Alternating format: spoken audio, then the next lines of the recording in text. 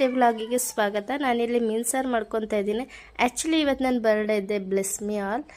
Actually ನನ್ನ ಪ್ರಕಾರ ಹೇಳೋದಾದ್ರೆ ನಿಜವಾದ ಹುಟ್ಟಿದಬ್ಬ ಯಾವತ್ತಂದರೆ ನಾವು ನಮ್ಮ ಕೈಯಾರೆ ಸ್ವಲ್ಪನಾದರೂ ಅರ್ನ್ ಮಾಡಿ ನಮ್ಮ ಹೆತ್ತವರಿಗೆ ಹಬ್ಬ ಇಂಥ ಮಕ್ಕಳನ್ನ ಪಡ್ಕೊಂಡಿದ್ದೀವಿ ಅಂತ ಅವ್ರು ಹೆಮ್ಮೆಯಿಂದ ಹೇಳ್ತಾರೆ. ಮತ್ತು ಇಡೀ ದಿನ ಕಷ್ಟಪಟ್ಟು ಕೆಲಸ ಮಾಡಿ ಕಣ್ತುಂಬ ನಿದ್ದೆ ಮಾಡಿ ದೇವರಿಗೊಂದು ಥ್ಯಾಂಕ್ಸ್ ಹೇಳಿ ನಿದ್ದೆ ಮಾಡ್ತೀವಲ್ಲ, ಸೊ ಅವತ್ತು ನಾವು ಹುಟ್ಟಿದ ದಿನ ಅಂತ ಅನಿಸುತ್ತೆ. ಅವತ್ತು ನಮಗೆ ಮರು ಜನ್ಮ.